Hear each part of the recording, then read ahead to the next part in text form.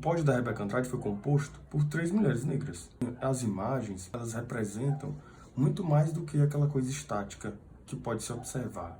A imagem da conquista da Rebeca Andrade é uma imagem tão simbólica, em tantos aspectos. Olhar para aquela imagem é pensar um conjunto de relações sociais que extrapola o campo de competitividade de determinado esporte. Então é uma imagem riquíssima que traduz toda uma forma de viver, que traduz a possibilidade de um novo modelo para se pensar, até as interações esportivas, porque é evidente que ali todos estavam competindo, é óbvio, era tanto sobre a competição, mas era tanto sobre um montão de outras coisas, envolvendo aquelas mulheres, envolvendo aquelas trajetórias, envolvendo a forma como aquelas mulheres chegaram naquele lugar. Porque chegar ali não é fácil. Vejo algumas páginas, algumas pessoas falando assim, porque tem tanto parabéns e tem tão pouca medalha. Chegar ali é uma vitória para eles, porque eles não dispõem de uma estrutura básica, mínima, para conseguir fazer aquilo que é a sua vocação, fazer aquilo que é quase como a sua forma de existir no mundo.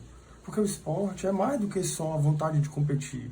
O esporte é uma forma de reconhecer o mundo pelo movimento, é uma forma de se localizar no mundo, de experimentar a vida. É claro que para um corredor há competição sim, mas para o corredor o existir dele enquanto ele está correndo é muito maior do que aquele espírito competitivo. É uma forma de pensar a vida, pensar o mundo, experimentar a vida e existir, é se localizar. Muitos esportistas no Brasil não têm condição de fazer isso. E precisam se defrontar com uma incompletude. Porque fazer o que a gente ama é mais do que só competir, é mais do que só querer o dinheiro pelaquilo, é mais do que só querer o sucesso. É se ver completo, é se ver satisfeito.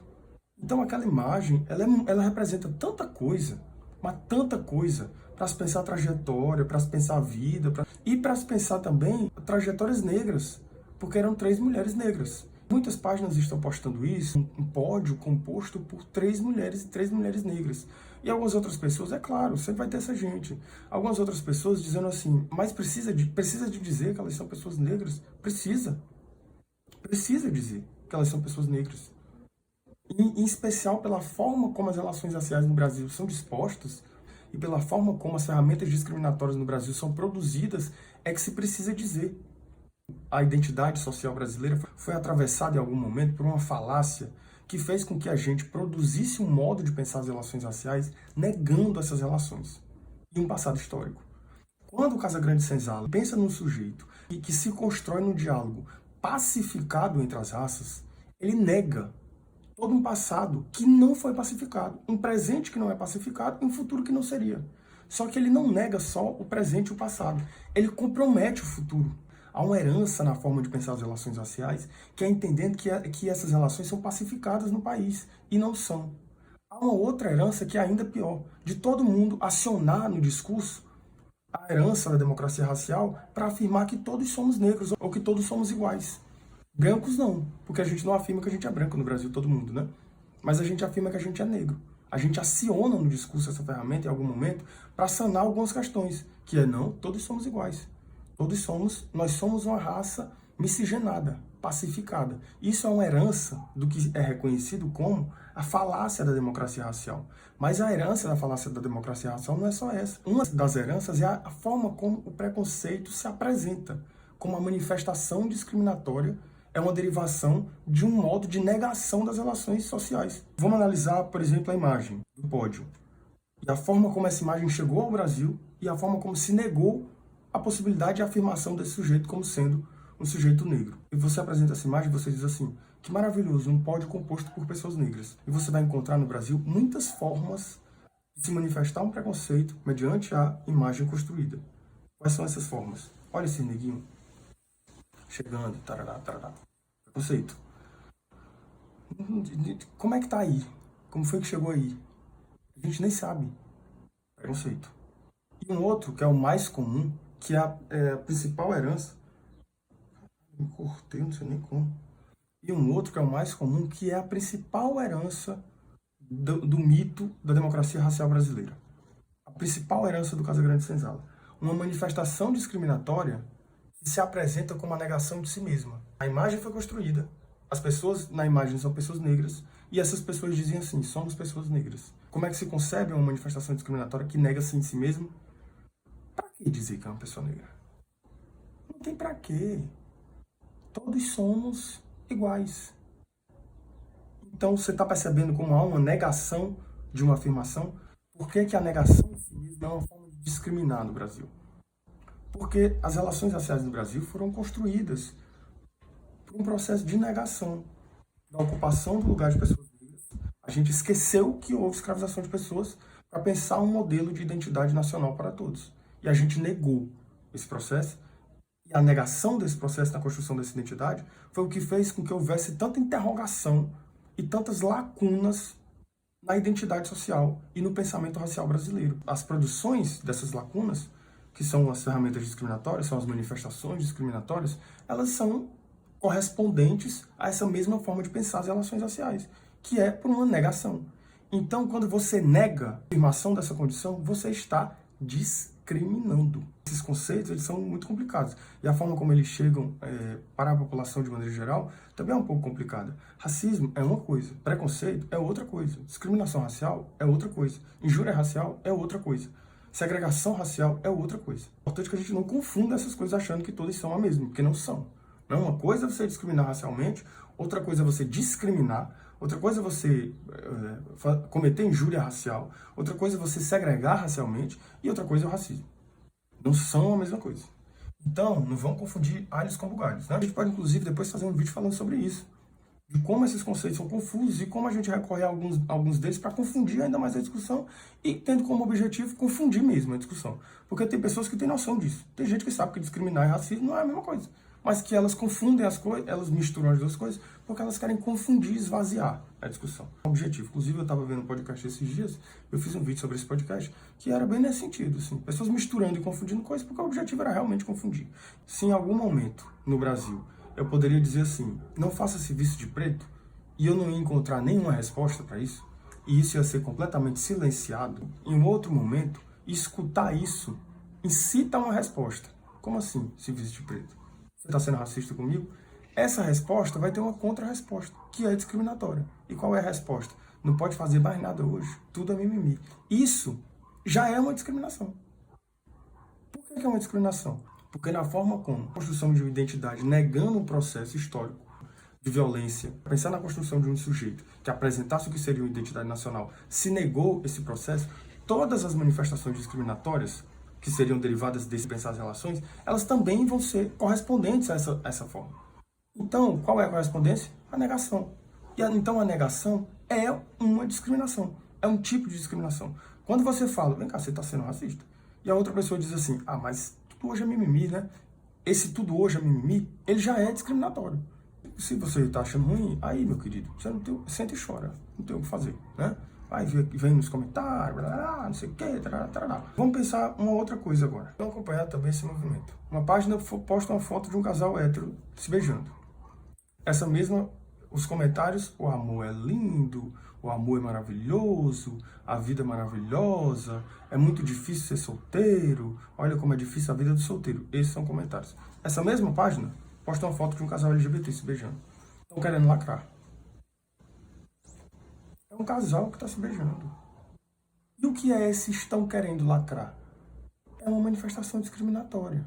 O LGBT-fóbico não vai dizer abertamente, olha que nojo. Não vai dizer isso. O que ele vai dizer? Estão querendo lacrar. Porque é uma relação de correspondência entre a manifestação discriminatória e a forma como o pensamento social produziu um sujeito nacional. Então, quando você escutar, ah, isso aí é mimimi, isso é discriminação. A pessoa que está falando isso, ela está discriminando. O ser racista independe da sua ação perante ao outro.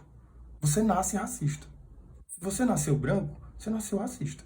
Não tem o que fazer. Desculpa. Não se ofenda. Como assim você nasceu racista? Quer dizer que você é uma pessoa do mal? Não, não é sobre isso. Quer dizer que você recebeu a herança de um processo histórico e reconhece na sua marca uma série de impossibilidades de pensar você como sujeito.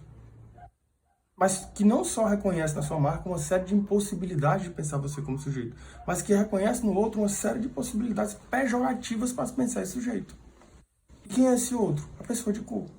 E quem é você? A pessoa branca. É evidente que há casos e casos, há variações para esse pensamento, né? Para uma pessoa branca e tem noções que eu não vou atribuir a ela por ela ser uma pessoa branca. Mas eu vou olhar para uma pessoa de cor e tem noções, eu estou falando de noções pejorativas, que eu vou atribuir a ela previamente, antes do contato com essa pessoa, porque ela é uma pessoa de cor.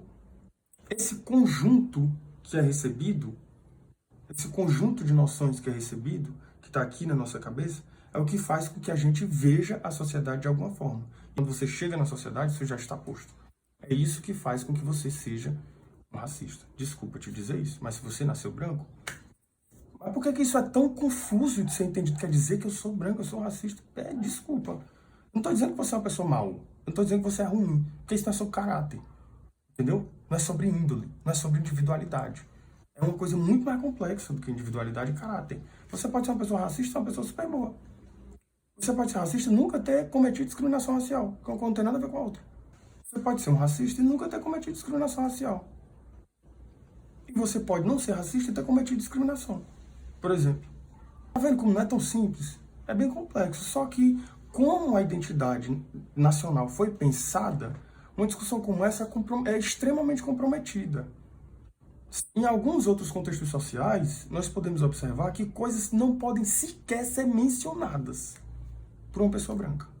Se uma pessoa branca nos Estados Unidos, com exceção se ela for latina, tarará, né? Mas se uma pessoa branca nos Estados Unidos, que o latino lá não é considerado como uma pessoa branca, né? Se uma pessoa branca nos Estados Unidos olhar para uma pessoa preta e chamar ela de nigga, mas o mundo cai lá. O mundo cai.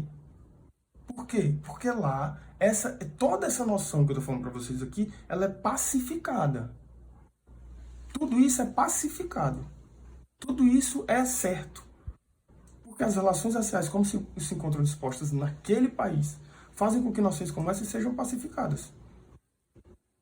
Fazem com que pessoas entendam que tem coisas que não podem ser faladas. No Brasil, a gente brinca com isso. No Brasil, o branco brinca com isso, conscientemente. O branco brinca de discriminar. O branco brinca de negar. O branco brinca... A pessoa branca sabe que a negação é uma manifestação discriminatória.